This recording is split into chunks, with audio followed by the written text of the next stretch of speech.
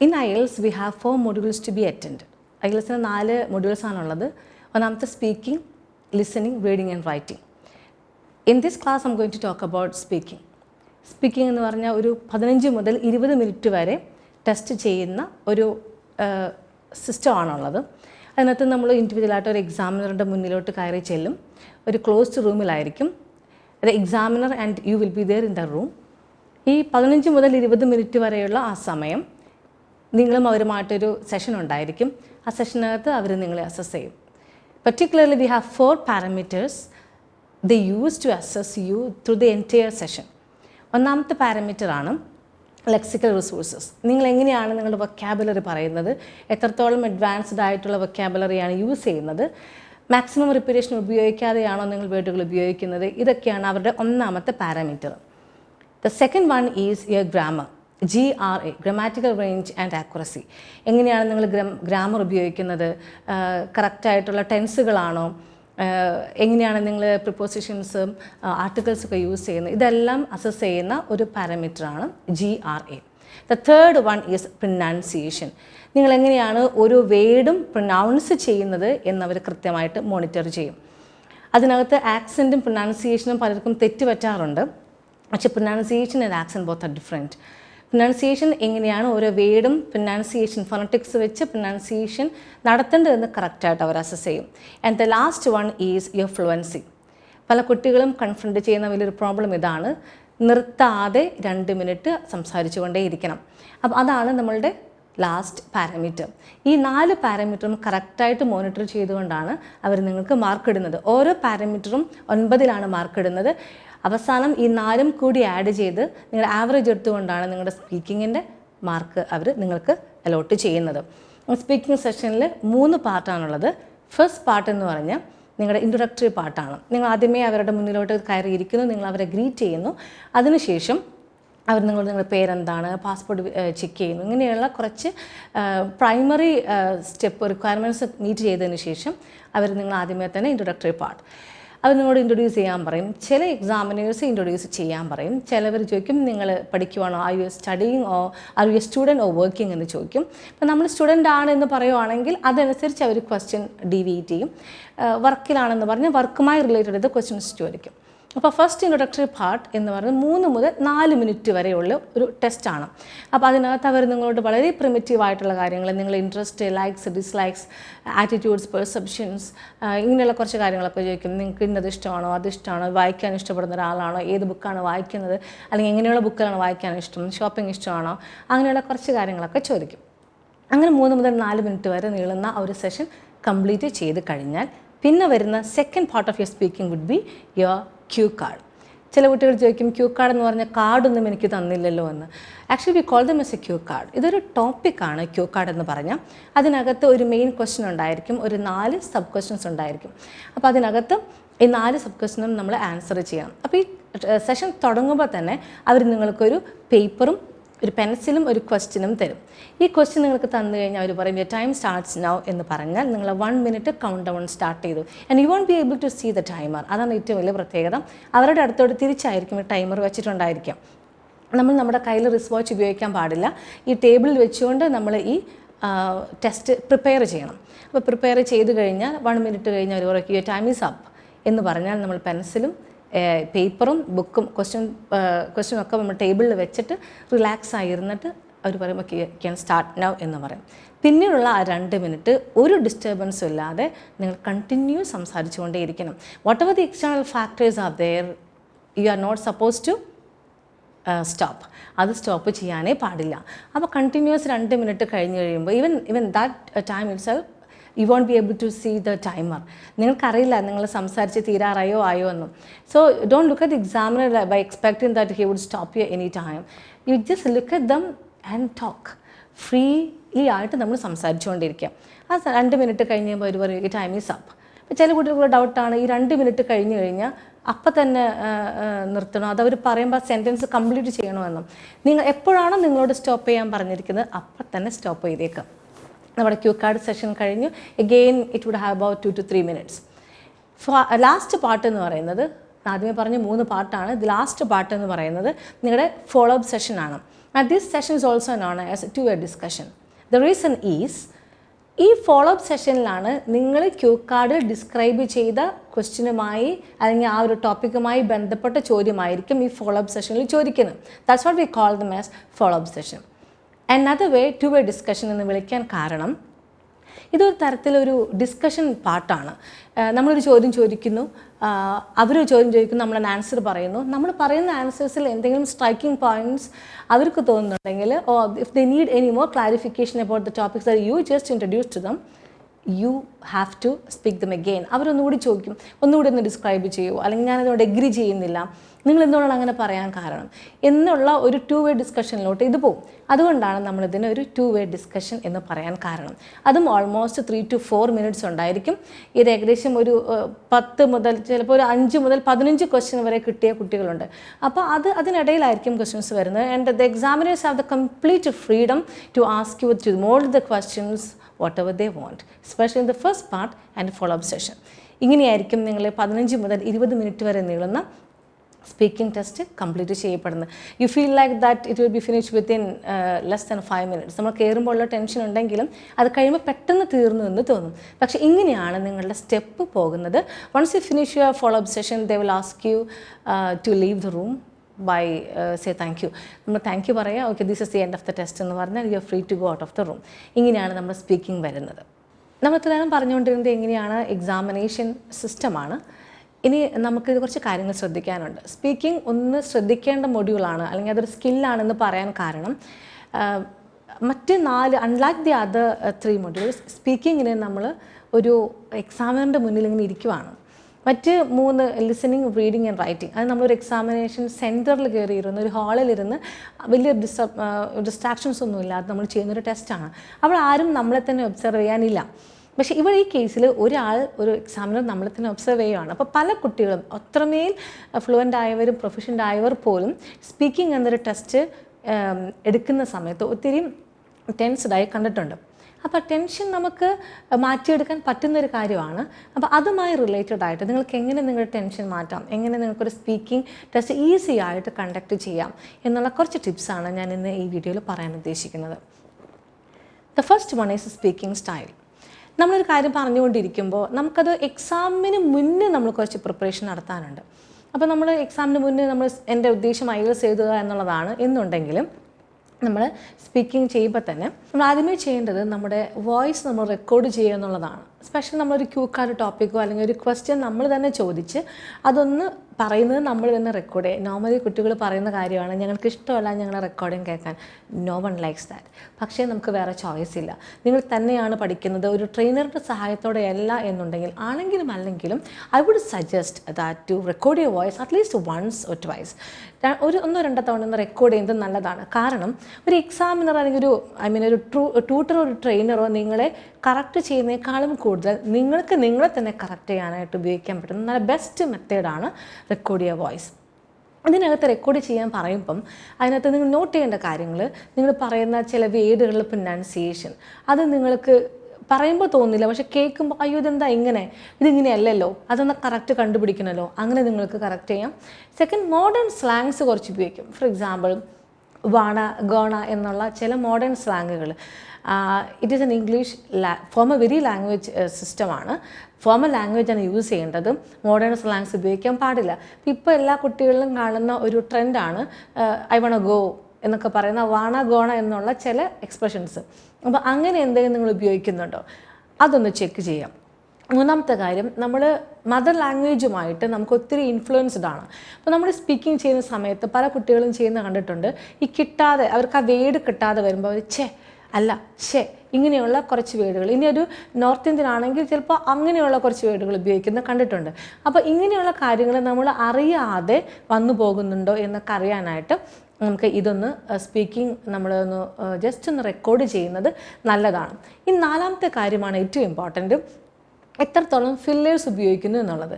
നമ്മളൊരു വേർഡ്, ഒരു വൊക്കാബുലറി നമുക്ക് ആവശ്യമുള്ളത് കിട്ടുന്നില്ല എന്നുണ്ടെങ്കിൽ നമ്മൾ എന്നുള്ളൊരു എക്സ്പ്രഷൻ ഉപയോഗിക്കും. ഫില്ലേഴ്സ് എന്നാണ് അതിനെ പറയുന്നത്. ആ എന്നുള്ള ഫില്ലേഴ്സ് ഉപയോഗിക്കും. അപ്പോൾ ചില കുട്ടികൾ യൂട്യൂബൊക്കെ കൊണ്ട് പഠിച്ചിട്ട് പറയും അങ്ങനെ ഉപയോഗിക്കാമല്ലോ എന്ന് പറയും. പക്ഷേ once or twice to show them that I'm so genuine.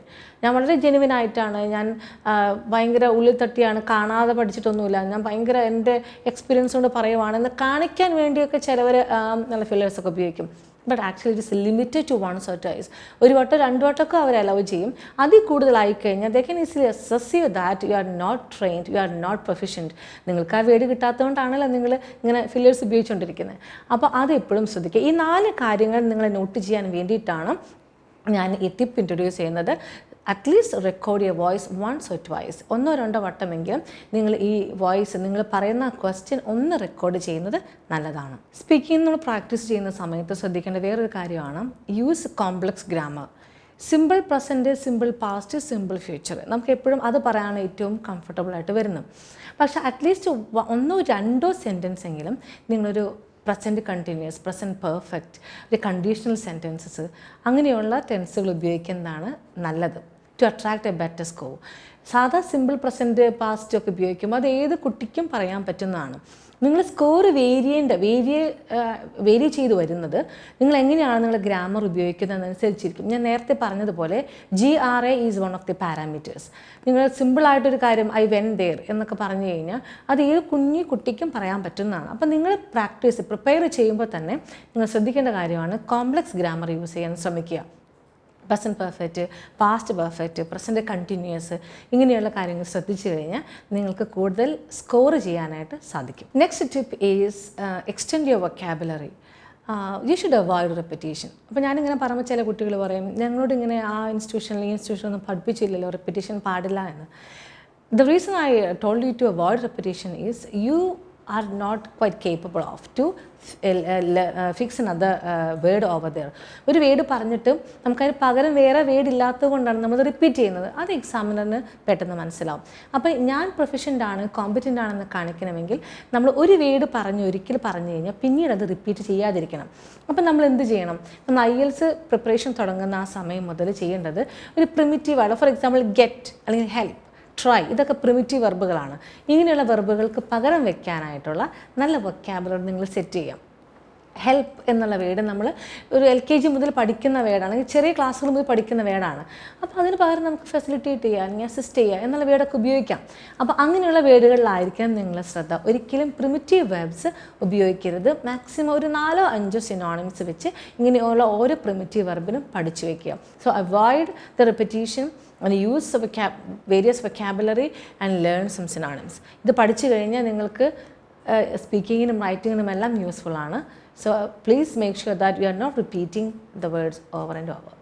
The next important tip is write bullet point. അപ്പോൾ നമ്മൾ ചോദിക്കുമ്പോൾ എന്തിനാണ് ബുള്ളറ്റ് പോയിൻ്റ് ഒക്കെ എഴുതുന്നതെന്ന്. നമുക്ക് ക്യൂ കാർഡ് പോർഷനിൽ അവർ നമുക്ക് ക്വസ്റ്റ്യൻ തരുമല്ലോ, ഒരു പേപ്പറും ഒരു പെൻസിലും തരും. അപ്പോൾ ഈ സമയത്ത് പല കുട്ടികളും ചെയ്യുന്നൊരു മിസ്റ്റേക്കാണ്, ഒരു ചോദ്യത്തിൻ്റെ ആൻസർ നമ്മളിങ്ങനെ ത്രൂ ഔട്ട് സെൻറ്റൻസിൽ എഴുതി വയ്ക്കും. I would like to remind you one thing, that you have only 1 minute for the preparation. ആ 1 മിനിറ്റിനുള്ളിൽ നിങ്ങൾക്ക് മാക്സിമം കാര്യങ്ങൾ നിങ്ങൾ എഴുതി വെക്കണം. In fact, you won't be able to, or you don't have time to look at the paper that you have prepared. നിങ്ങൾ എത്ര prepare ചെയ്ത് വെച്ചാലും അതിനോട്ട് നോക്കാനുള്ള സമയം നിങ്ങൾക്ക് കിട്ടിയെന്ന് വരില്ല. പക്ഷെ നമ്മളത് എഴുതി വെക്കുന്നത് നമ്മൾ കാണാതെ പഠിച്ചിട്ടല്ല വന്നിരിക്കുന്നത്, അല്ലെങ്കിൽ നമ്മളിപ്പോൾ സ്പോണ്ടേനിയസ് ആയിട്ട് എനിക്ക് സംസാരിക്കാൻ സാധിക്കും എന്നൊക്കെ കാണിക്കാനൊരു ടെസ്റ്റും കൂടിയാണ് അവിടെ ഉള്ളത്.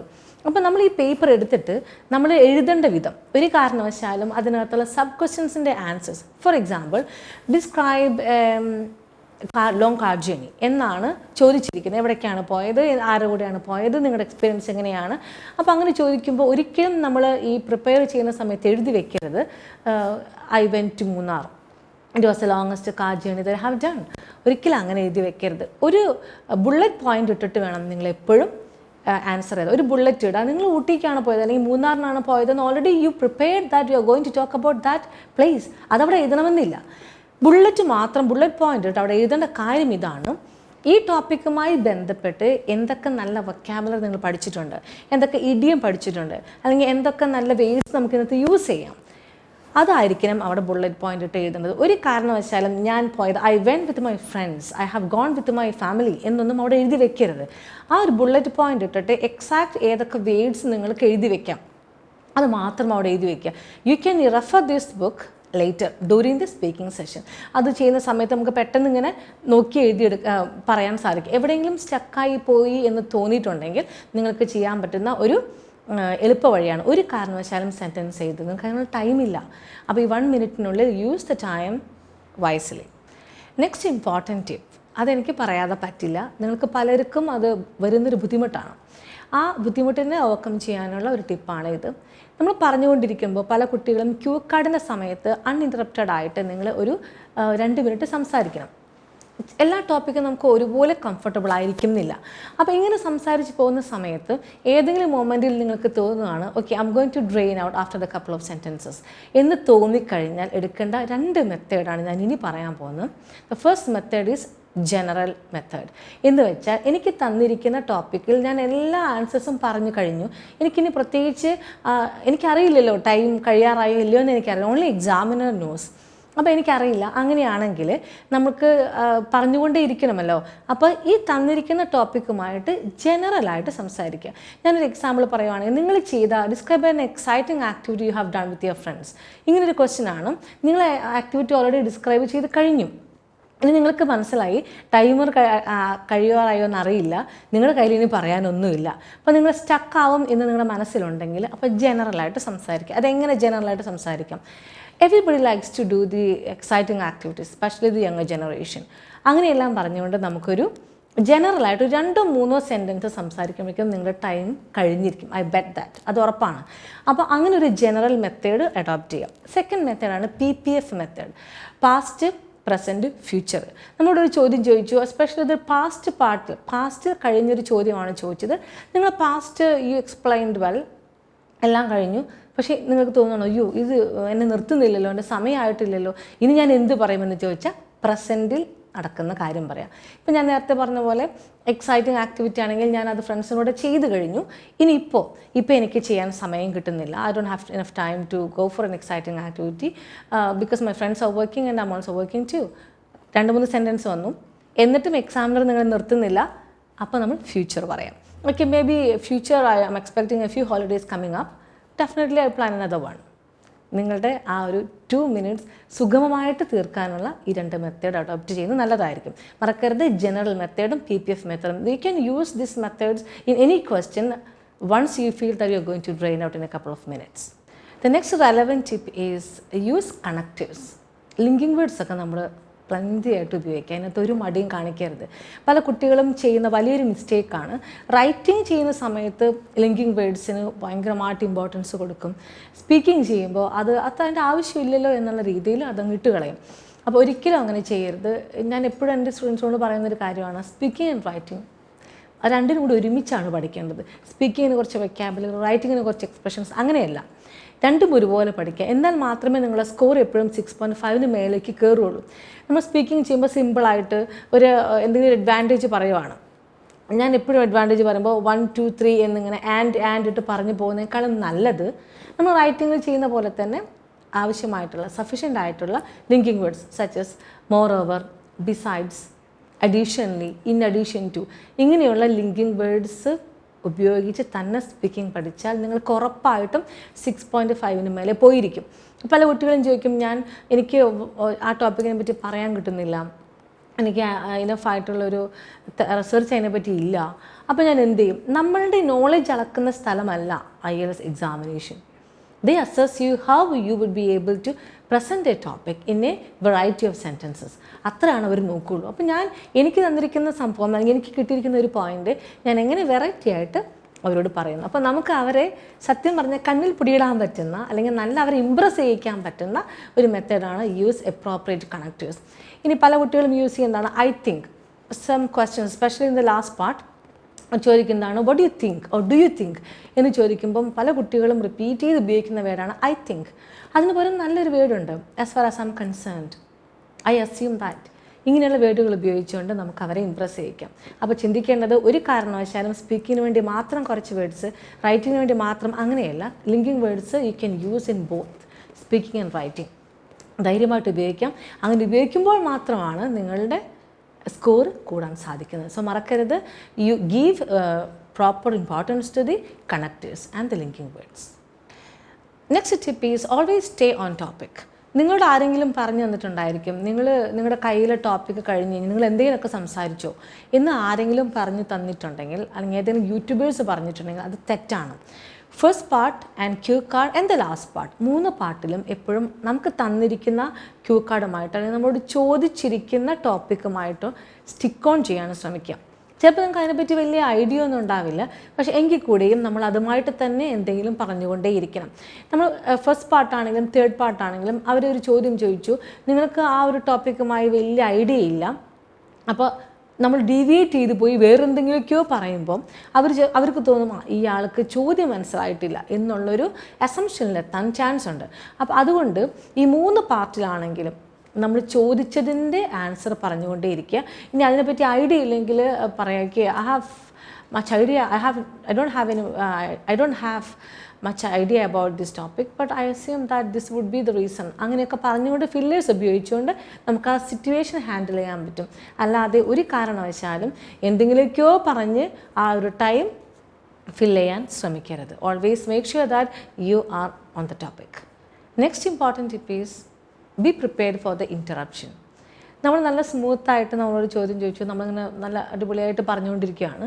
ഈ പറയുന്നതിൻ്റെ ഇടയിൽ പെട്ടെന്ന് അവർ അടുത്ത ചോദ്യം ചോദിക്കും. അപ്പോൾ എനിക്കൊക്കെ ഉണ്ടായിട്ടുള്ളൊരു അനുഭവമാണ്. അപ്പോൾ ഞാൻ ഭയങ്കര കോൺഫിഡൻ്റ് ആയിരുന്നു. I was certain that this answer is correct. അപ്പോൾ ഞാനിങ്ങനെ പറഞ്ഞുകൊണ്ടിരിക്കുമ്പോൾ ഇയാൾ പെട്ടെന്ന് അടുത്ത ചോദ്യം ചോദിച്ചപ്പം എൻ്റെ കോൺഫിഡൻസ് അപ്പാടെ പോയി. അപ്പോൾ എൻ്റെ ട്യൂട്ടേഴ്സ്, ഞാൻ അന്ന് പഠിച്ച ഇൻസ്റ്റിറ്റ്യൂഷനിൽ നിന്ന് ഇങ്ങനെയൊരു സംഭവം ഉണ്ടാവും, അല്ലെങ്കിൽ അവർ നിങ്ങൾ ഇൻറ്ററപ്റ്റ് ചെയ്യും എന്നൊന്നും പറഞ്ഞു തന്നിട്ടുണ്ടായിരുന്നില്ല. അപ്പോൾ നമ്മൾ നോർമൽ കോൺവെർസേഷനിലാണെങ്കിലും നമ്മളൊരു ഹയർ അതോറിറ്റിയോട് സംസാരിച്ചുകൊണ്ടിരിക്കുമ്പം അവർ പെട്ടെന്ന് നമ്മൾ സ്റ്റോപ്പ് ചെയ്ത് കഴിഞ്ഞാൽ, ഇൻ്റർവ്യൂവിൻ്റെ സമയത്താണ് നമ്മൾ സ്റ്റോപ്പ് ചെയ്യുമ്പോൾ നമ്മൾ പെട്ടെന്നൊരു ചെറിയ രീതിയിലെങ്കിലും ഒരു പാനിക്കാവും. അയ്യോ, ഞാൻ പറഞ്ഞത് തെറ്റാണോ, അല്ലെങ്കിൽ ഞാൻ പറഞ്ഞത് ഇഷ്ടപ്പെട്ടില്ലേ അവർക്ക്. പക്ഷേ ഇതൊരു മെത്തേഡാണ്. അത് നിങ്ങളെ അസസ് ചെയ്യുന്നതാണ് എത്രത്തോളം നിങ്ങൾ കോൺഫിഡൻ്റ് ആണ് എന്നുള്ളതാണ്. അപ്പോൾ ഉറപ്പിച്ചോ നിങ്ങൾക്ക് ഇൻറ്ററപ്ഷൻ ഉണ്ടായിരിക്കും. നമ്മൾ പറഞ്ഞുകൊണ്ടിരിക്കുന്നതിനിടയിൽ നല്ല ഭംഗിയായിട്ട് ആൻസർ പറയുന്നതിനിടയിൽ അവർ നിങ്ങൾ നിർത്തിക്കും, അടുത്ത ക്വസ്റ്റ്യൻ ചോദിക്കും. അത് 2 കാരണം കൊണ്ടാവാം. ഒന്ന്, നിങ്ങൾ കോൺഫിഡൻ്റ് ആണ് എന്നവർക്ക് മനസ്സിലായി. 2, അവർ വിചാരിച്ച ആൻസർ അവർക്ക് കിട്ടിക്കഴിഞ്ഞിട്ടുണ്ടായിരിക്കും. അപ്പോൾ നിങ്ങൾക്കറിയില്ലല്ലോ, അവർ നിങ്ങളെ സ്റ്റോപ്പ് ചെയ്യുന്നില്ല, നിങ്ങൾ പറഞ്ഞുകൊണ്ട് പോവാണ്. അപ്പോൾ നിങ്ങൾ വേണമെങ്കിൽ ഇനി മുതൽ പറയുന്നത് അത് റിലവൻ്റ് ആയിരിക്കും, അല്ലെങ്കിൽ ട്രിവിയൽ ആയിട്ടുള്ള കാര്യമാണെങ്കിൽ അവർ നിങ്ങളെ നിർത്തിക്കും. അപ്പോൾ എങ്ങനെയാണെങ്കിലും നിങ്ങൾ നിർത്തിക്കഴിഞ്ഞാൽ നിങ്ങൾ ടെൻഷനേ ആവരുത്.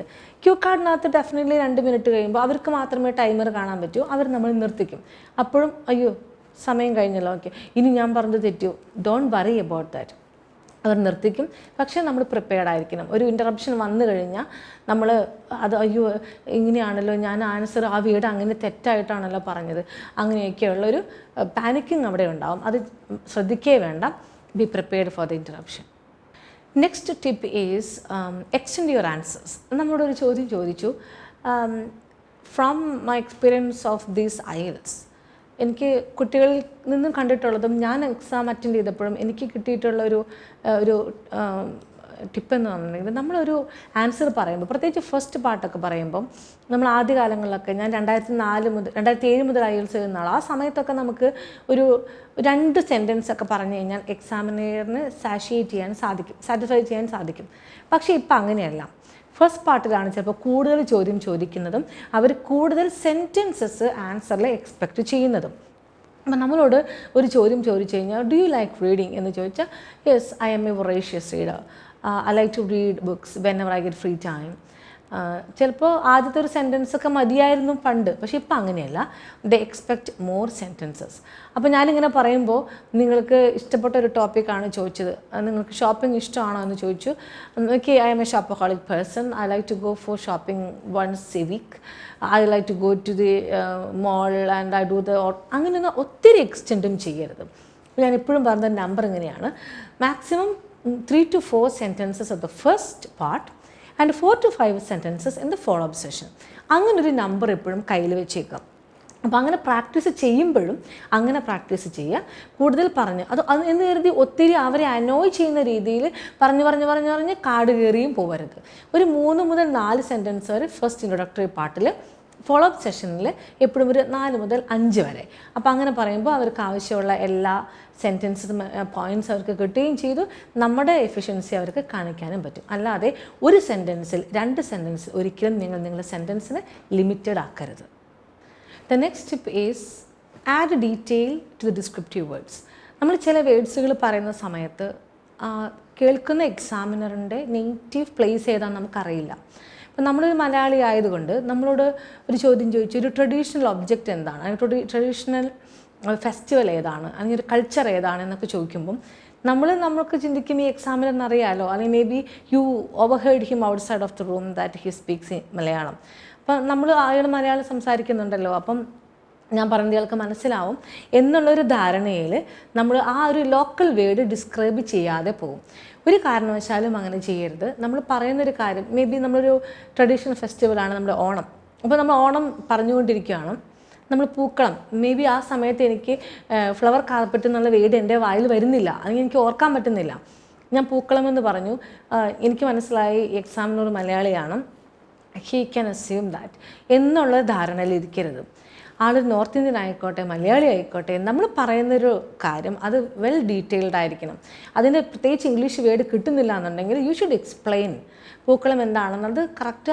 എങ്ങനെയാണ് ഇതൊരു പാറ്റേൺ ഉണ്ടാക്കി അതിനകത്ത് ഫ്ലവർ ഫില്ല് ചെയ്യുന്നതാണ്, ഫ്രണ്ട് കോട്ടയാളാണ് അത് ചെയ്യുന്നത്.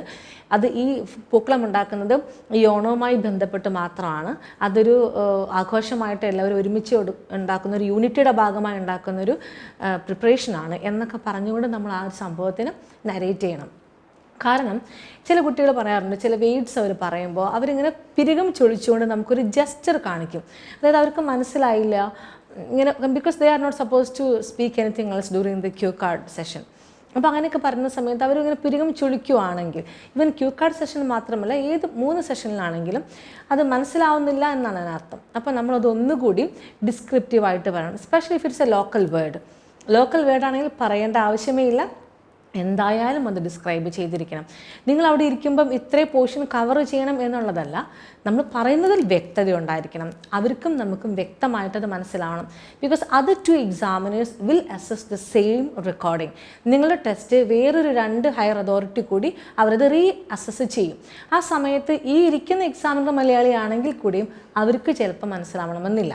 ഹയർ അതോറിറ്റീസ് ചിലപ്പോൾ may be from the other country. അപ്പോൾ അങ്ങനെ അത് പാർട്ട് ഓഫ് ദി കൺട്രീസ്, നോർത്തിൽ നിന്നൊക്കെയുള്ളവരാണെങ്കിൽ അവർക്കൊട്ടും മനസ്സിലാവില്ല. അപ്പോൾ ഒരു കാരണവശാലും നിങ്ങൾ അവിടെ ഇരുന്ന് ഒരു മലയാളം വേർഡ് പറയരുത്. പറഞ്ഞാൽ തന്നെ അത് ഏതെങ്കിലും ഒരു ഫെസ്റ്റിവലിൻ്റെയോ കൾച്ചറിൻ്റെയോ ഭാഗമാണെങ്കിൽ കൂടിയും you should explain at least 1 or 2 sentences.